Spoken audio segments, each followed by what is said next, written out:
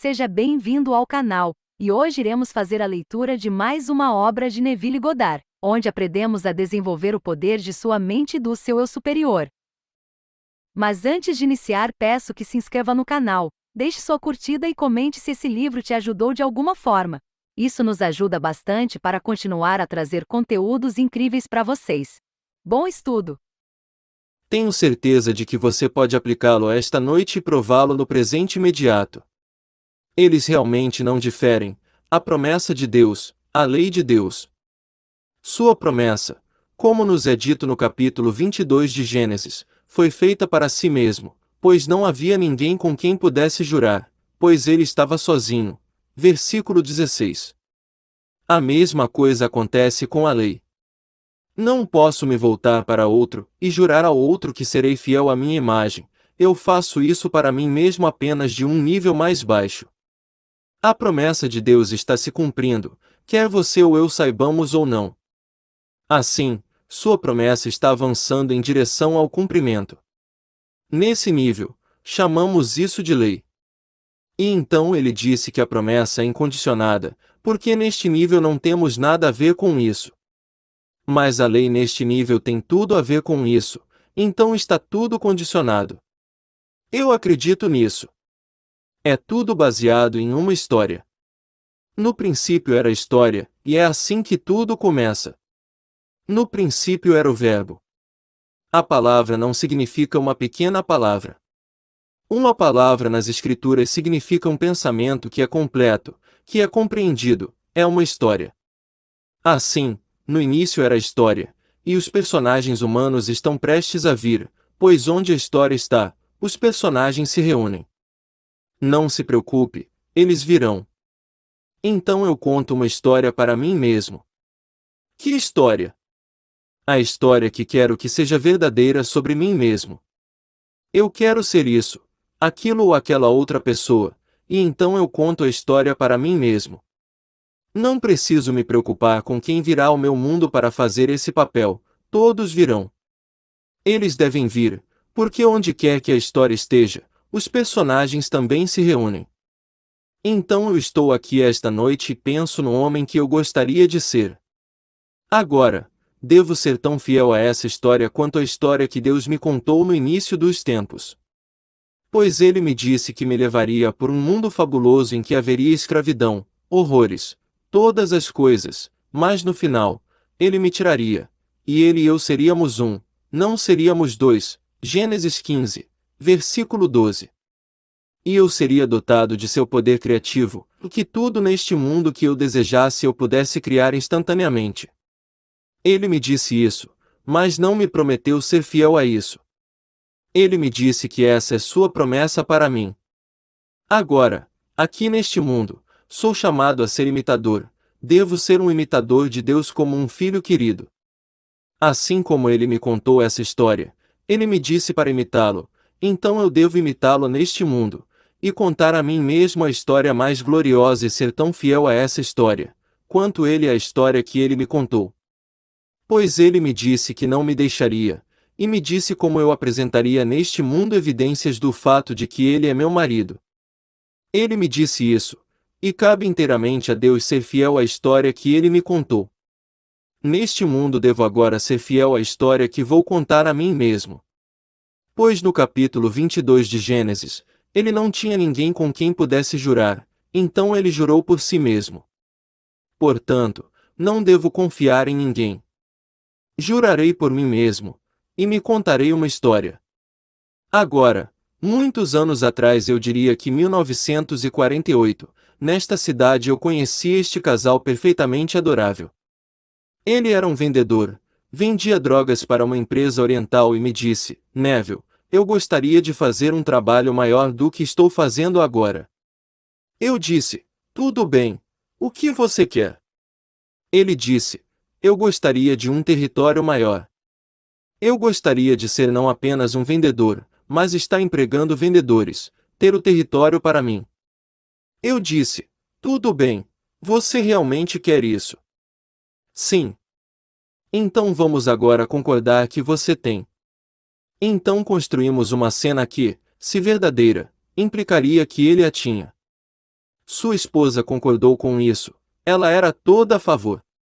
Então juntos entramos no silêncio, e o vimos com seu território muito grande, onde ele era gerente de vendas, empregando, ou melhor, lhe foi dado o direito de empregar e demitir, digamos, 6 ou mais vendedores da área. Um ano depois, ele se mudou para o extremo do nosso continente. Ele se mudou para todo o que é chamado de Estados Ocidentais. Também exigia viagens, e ele começou a viajar, o que significava que nunca estava em casa. Ela explodiu seu top. Eu a lembrei do que havíamos combinado. Não a consolou em nada. Ele agora estava viajando por toda parte e ela estava em casa. Ele voltava para casa na sexta-feira à noite, na segunda-feira de manhã, vendo todas essas pessoas. Esta mesma noite ele está em Rochester, Nova York. Ela me ligou ontem. Ele estará em casa amanhã à noite. Ele está de folga novamente na segunda-feira. Eu disse, não vou mencionar o nome dela porque você pode conhecê-la. Você não sabe o que me perguntou anos atrás. O que você e ele concordaram que faríamos? Que aqui é uma peça. No princípio era peça, era palavra. E todos os personagens humanos que são necessários para tornar essa peça real estão prestes a vir. Tudo o que você precisa fazer é permanecer fiel à peça, é isso. E assim eles vieram, não é? E agora você está reclamando. Ele cresceu em estatura, cresceu em sua renda, cresceu em tudo. Ele é talvez 2 anos mais velho do que eu. Pelas leis dessa empresa, ele deve renunciar aos 65 anos. Mas eu tenho 60. Então ele deve ter 62 e então ele tem mais 3 anos pela frente, mas ele deve renunciar. Mas ele vai se demitir pelo preço que está fazendo, e você está no caminho dele agora reclamando porque ele está fora, e ainda assim, quando ele estava em casa 7 dias por semana, você não queria isso. Você queria algo maior para seu marido, algo melhor para seu marido, então concordamos com isso, não foi? Bem, não posso contar a ninguém neste mundo o que vai acontecer depois que construirmos a peça. Assim construímos a peça. No começo era a peça e essa é a história, e todos os personagens humanos estão prestes a vir, porque onde quer que a peça esteja, todos os personagens se reúnem. Eu não tenho que me preocupar com nada neste mundo. Eu tenho um irmão, meu segundo irmão, que realmente concebeu uma peça e a viu em sua mente tão claramente. Não tínhamos um centavo, não tínhamos nenhum, mas ele viu um sinal que, se verdadeiro, implicaria que nós, como família, possuíamos aquela estrutura e que estávamos realizando negócios nela. Meu irmão hoje é, no verdadeiro sentido da palavra, um homem solitário. Porque ele se tornou tão poderoso no mundo dos negócios, as pessoas que ele conhecia tão intimamente antes têm medo dele. Ele vai para casa, ele está sozinho. Ele está vindo aqui esta semana a negócios. Ele representa milhões e milhões, e isso tocou de uma maneira estranha porque ele realmente cresceu em sua imagem. Ele se afastou de todo o seu mundo social, porque é um homem de negócios poderoso em sua área. Nosso presidente hoje, que ninguém lhe diga com toda essa bravura que ele é um homem muito feliz e ele é um homem solitário. As pessoas têm medo dele. Ele cresceu em sua visão do que ele queria.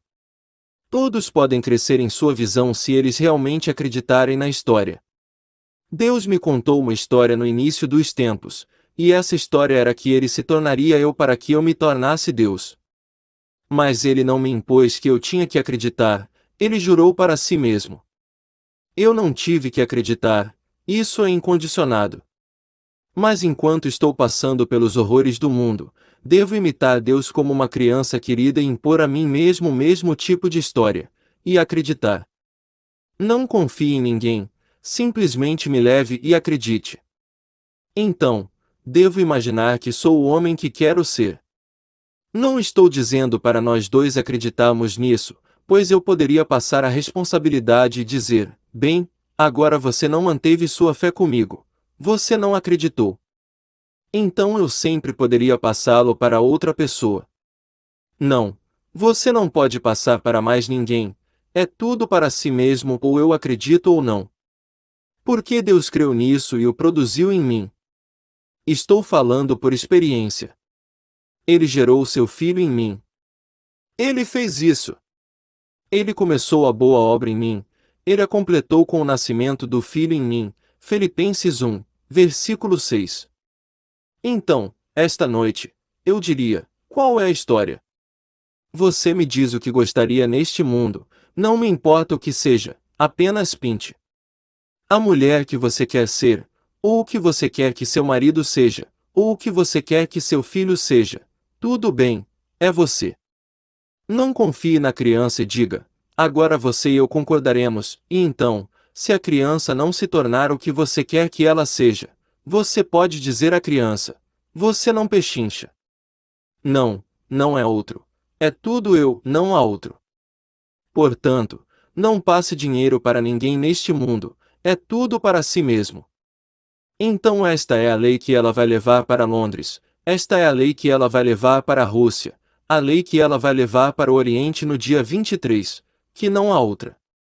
Isso está condicionado apenas a si mesmo, eu vou acreditar. Deixe-me voltar a um pensamento que veio há alguns anos de Robert Frost. Ele disse: os pais fundadores não acreditavam no futuro, eles acreditavam nele.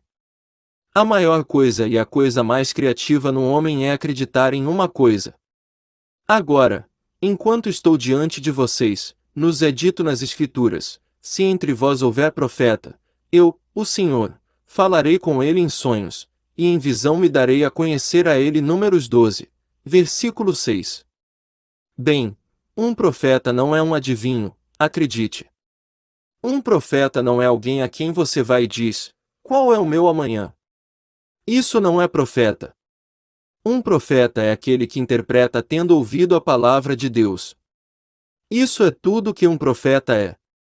Jonas não era profeta no sentido moderno da palavra, pois sua profecia sobre o desastre de Nínive falhou. Porque ele disse a eles: faça isso ou então, e eles fizeram o que ele lhes disse, e não houve desastre.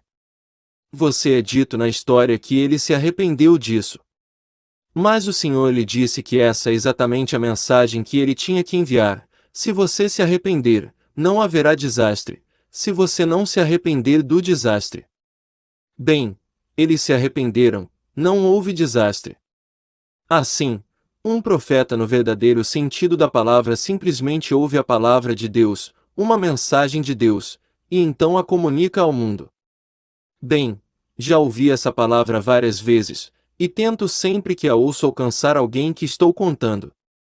Bem, aqui está uma. E muitos de vocês presentes ouviram isso há alguns anos. Uma manhã, bem cedo, tive essa experiência. Estou em uma enorme mansão na Quinta Avenida em Nova York e 3 gerações deveriam estar presentes.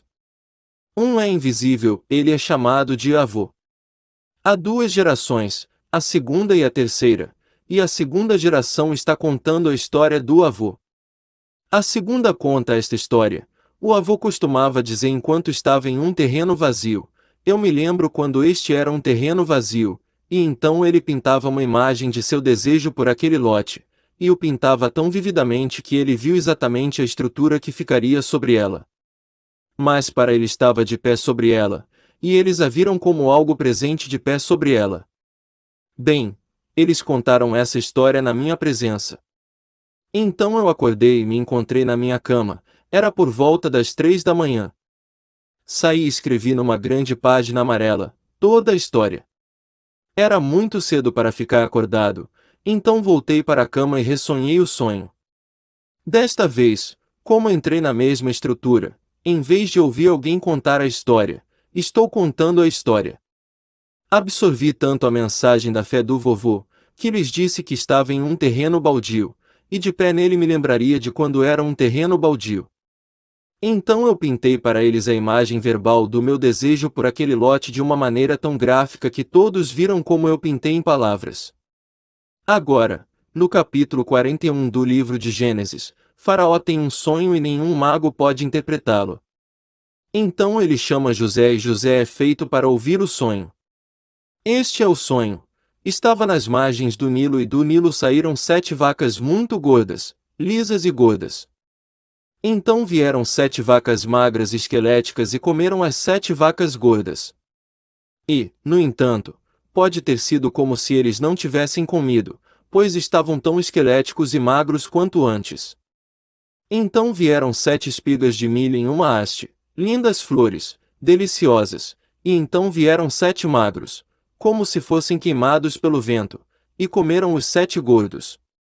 Pedi para meus magos interpretarem e ninguém conseguiu. Então José disse: Este é o significado do sonho. É um sonho. Embora você tivesse 2 sonhos, é um sonho. As 7 vacas gordas e as 7 deliciosas espigas de milho são uma, as 7 vacas magras e as 7 espigas finas de milho são uma. Você terá 7 anos de grande fartura, 7 anos, e então 7 anos de fome tão grandes pessoas esquecerão que já tiveram abundância neste mundo. Com 7 anos de fome, você nem se lembrará de que houve um momento de fartura no mundo. Então, disse ele, e estas são as palavras: a duplicação do sonho significa que a coisa foi consertada por Deus e Deus logo fará acontecer, se o sonho for duplicado. Bem, naquela noite meu sonho foi dobrado. Acordei, escrevi, me aposentei e ressonhei o sonho.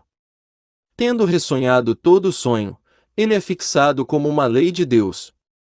E Deus se revela ao homem, se ele é o profeta, ele se revela em visão e lhe diz: vai e conte ao mundo. Pois, se eu disser que não vou mencioná-lo, nem falar mais em seu nome, então há em meu coração como um fogo ardente encerrado em meus ossos, e estou cansado de contê-lo e não posso. Jeremias 20, versículo 9. Portanto, não posso conter dentro de minha visão, devo contá-la. Então o relato é isso: você pode ficar aqui esta noite, está é a lei, e dizer: lembro-me de quando ele ou ela ou eles não eram ninguém. Isso não implicaria que eles são outra pessoa. Você pode olhar para alguém neste mundo e dizer: eu me lembro quando ele não tinha nada. Bem, se eu me lembro quando ele não tinha nada, estou sugerindo que ele tem algo hoje. Lembro-me de quando ele era desconhecido. Se eu me lembro quando ele era desconhecido, ele não é conhecido agora. Deus me contou esta história, esta é uma visão, esta é a palavra de Deus, uma visão é a sua palavra. No início do livro de Obadias, o servo do Senhor, o servo de Jeová, esta é a visão de Obadias. Assim diz o Senhor, capítulo 1, versículo 1.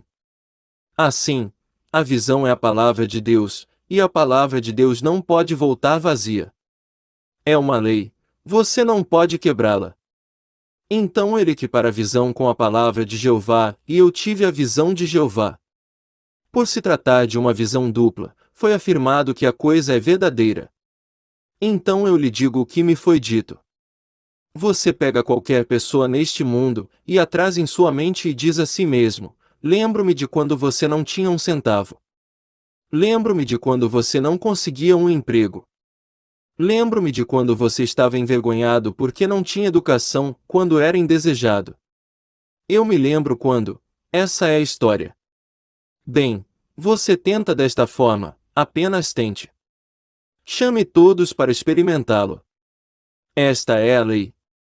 Para que ela possa levá-lo para Londres, para que ela possa levá-lo para o seu maravilhoso mundo oriental onde vai estudar, pegue-o enquanto ela passa pela Rússia e conte-lhes a história. Se ela conhece alguém na Rússia que não pode ir além da primeira base por causa das condições ou da configuração em que vive, eles não precisam ser restringidos por nenhuma restrição neste mundo se conhecerem essa lei. Se eles conhecem a lei, não importa em que sistema eu vivo. Posso ser o homem, a mulher que quero ser, se conhecer a lei de Deus. Não importa onde eu moro. Então, se eles dizem: hoje, milhões de nós vivemos sob o comunismo, onde você não pode respirar por si mesmo, dizem a você como fazê-lo. Mas você não precisa se conhecer a lei de Deus. Bem, ele me revelou, achei tão claro. Tornei-me avô e, de pé sobre um terreno baldio, pintei um quadro de palavras do meu desejo por aquele terreno, e todos o viram como algo concluído no mundo. Eu não o construí, eu apenas pintei em palavras, e a coisa toda. Então eu digo, no começo era a história, e todos os personagens humanos estão fadados a vir, pois onde a história está, os personagens se reúnem. Eu não me importo com o que o mundo vai dizer. Quando meu irmão não tinha nada e viu aquela placa, um homem que ele conheceu casualmente no próprio dia da venda daquele lote, o lote mais desejável, ele entrou e disse: Vic, você vai comprar? Ele disse: com o quê? Bem, eu tenho dinheiro e vou comprá-lo para você. Não preciso de garantias, se você não tiver nenhum, me dê sua assinatura e a assinatura de seu pai. E nesse pedacinho de papel você promete que vai lhe pagar 6% do investimento e reduzi-lo em 10 anos, de modo que ao final de 10 anos o princípio foi reembolsado.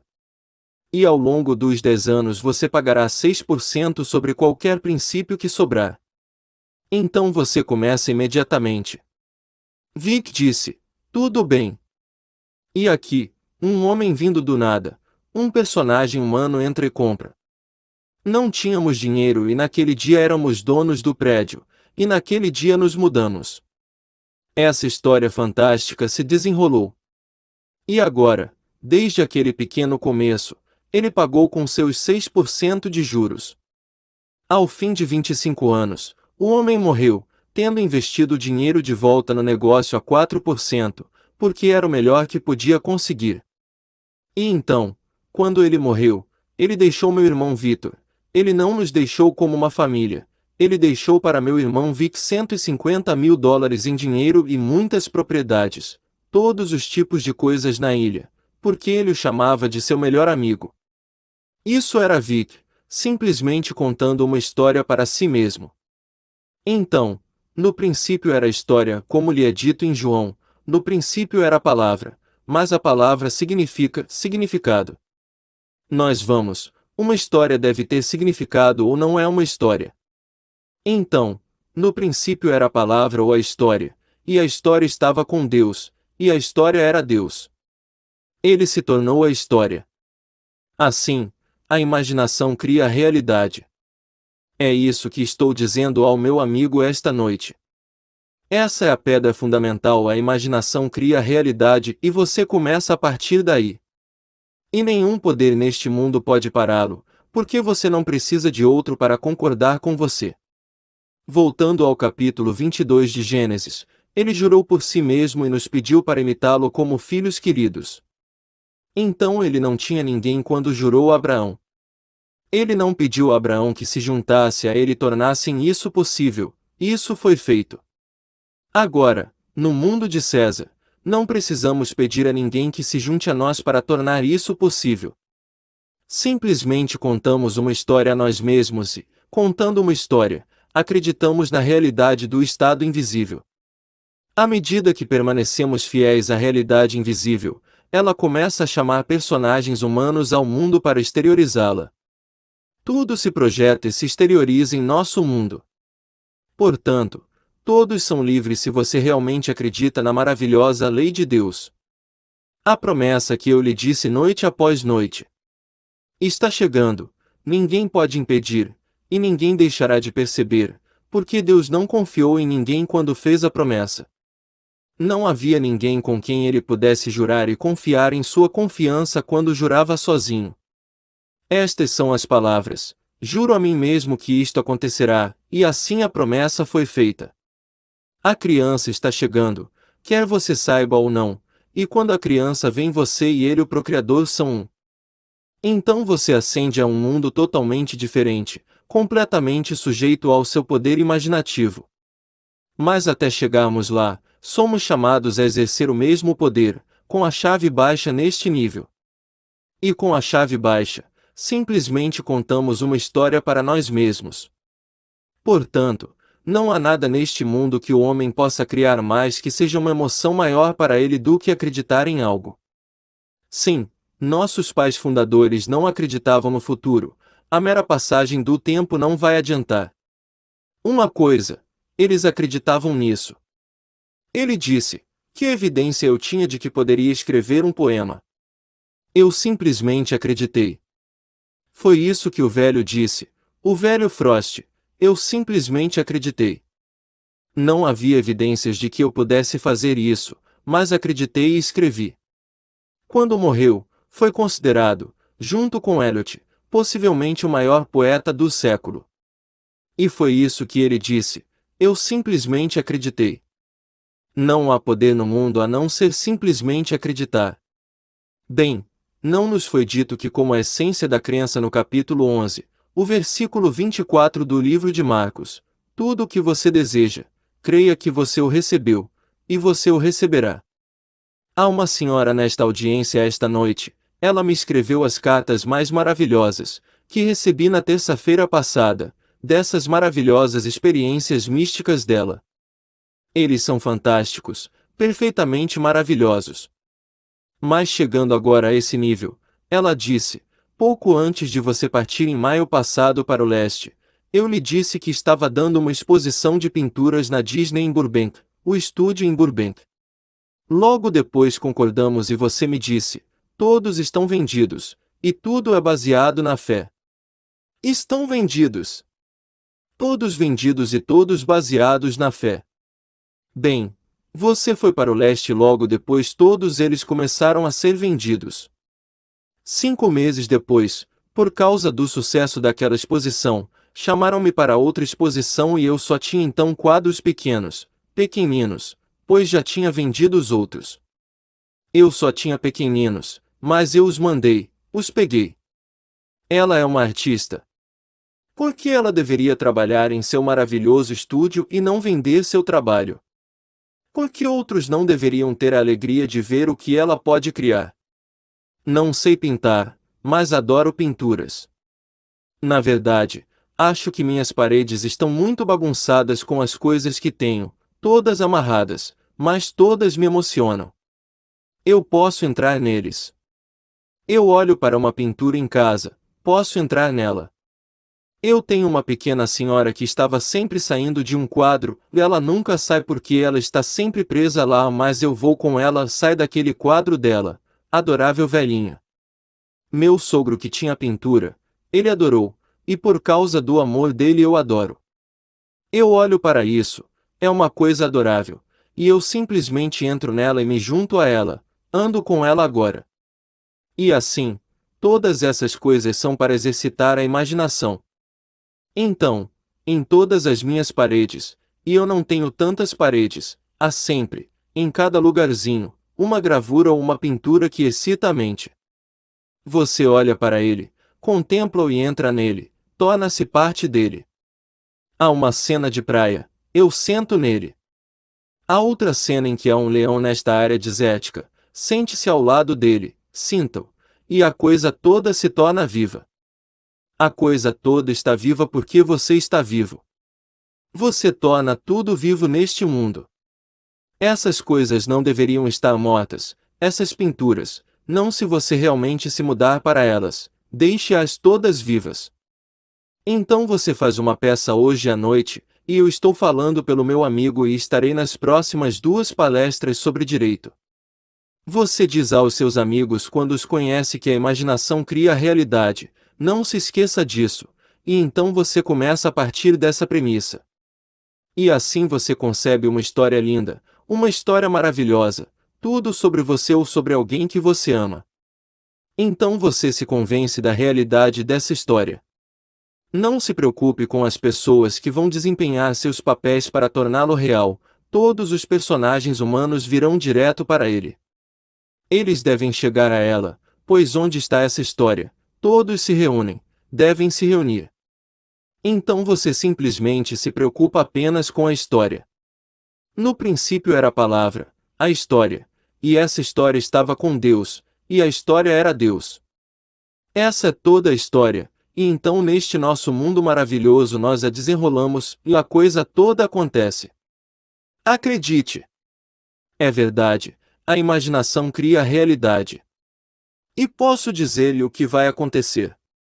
Quando essa coisa realmente começa a se tornar viva dentro de você, e a criança vem a este mundo, sem saber, as coisas mais estranhas acontecerão com você que você não entende.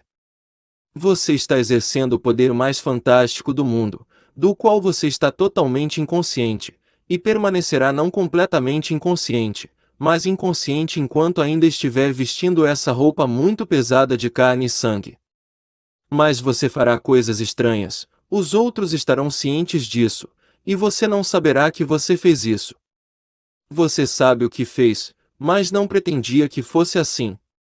Mas coisas peculiares acontecerão em seu mundo, coisas estranhas. Eu poderia lhe contar inúmeras coisas das quais desconheço totalmente que foi a causa disso, mas devo ter sido, pois tudo foi rastreado até algo que fiz. Agora não vou violar uma confidência porque não me foi dito para não contá-la, mas aqui está uma pequena história simples. Um homem que teve uma experiência da natureza que o orador teve, e portanto, o poder messiânico está sobre ele agora, não pode impedi-lo. O poder messiânico então se torna parte de você, faz de você um homem livre para escolher sua própria vocação. Você pode ser um orador como eu, ou pode ser um pintor, um escritor, um estilista, depende inteiramente de você escolher sua vocação e o uso que fará desse poder messiânico. Não há restrição para você após o nascimento da criança. Há um poder peculiar que possui você. E assim, você escreve um que você ama muito e eles moram longe daqui, a milhares de quilômetros de distância. Você escreve uma carta explicando uma certa experiência para alguém que você realmente ama, e você a publica à tarde, digamos, hoje à noite. Ao publicá-lo, você imagina que o está colocando na mesa de quem você ama, assim como você o publica. No dia seguinte, o telefone toca e este está perguntando como isso pode ter acontecido. Porque quando você postou aquela carta, pelo carimbo do lado de fora e pela sua carta como você a datava, meu escritório estava fechado. Quando cheguei ao meu escritório hoje, a correspondência ainda não havia sido entregue, e, no entanto, esta carta estava na minha mesa. Como você explica isso? E você tem que confessar ser uma pessoa honesta, não sei. Não sei, eu só sei que postei ontem à noite. Mas, ao fazê-lo, coloquei-o em sua mesa e antes que a correspondência fosse entregue. Então, aquele que o recebeu, aquele a quem foi endereçado, perguntou aos secretários: vocês sabem alguma coisa sobre isso? Todos eles confessaram: não trouxemos. Não foi enviado por entrega especial, foi enviado por correio aéreo normal, mas postado com atraso, enviado para a costa leste, e aqui está a carta na mesa. Posso multiplicar isso por dezenas. Ninguém neste mundo poderia racionalizá-lo, eles não podem explicá-lo. E ele não consegue explicar. Ele só agora está vindo e provando do poder que é dele daqui para frente, o poder messiânico. É quase o minuto em que esse evento acontece em nossa vida, é nosso a partir de então, e ninguém pode tirá-lo de nós, para sempre e para sempre. Mas aqui vamos fazê-lo sem querer. Amanhã vamos fazê-lo reflexivamente, plenamente conscientes de cada ato, e de cada ato o resultado é predeterminado. Nenhuma dúvida na mente. Nisso, foi feito apenas involuntariamente, mas o poder estava lá e a carta estava sobre a mesa. Você diz isso a qualquer um neste mundo, eles diriam: isso é loucura. Não pode ser. Não há possibilidade de essa carta ser postada hoje à noite para chegar a esse destino no leste amanhã antes que o correio seja entregue, e antes que alguém abra aquela porta e entre no escritório. Mas havia a carta. E tive o prazer de ler a carta de quem a recebeu com total espanto, pedindo alguma explicação. Então, se me foi dito, eu acredito nele implicitamente. Mas além da crença nele, que é 100%, ele confirmou com uma carta de quem a recebeu, desnorteado, não consegue entender. Este é o poder de que falo, que é o poder messiânico. Então, para voltar à nossa premissa esta noite, imaginar cria realidade. Então, o que você imagina com fé, e se você permanece tão fiel ao ato imaginário quanto Deus tem, e permanece na promessa que fez a você de fazer você mesmo, nada é impossível. Agora vamos entrar no silêncio.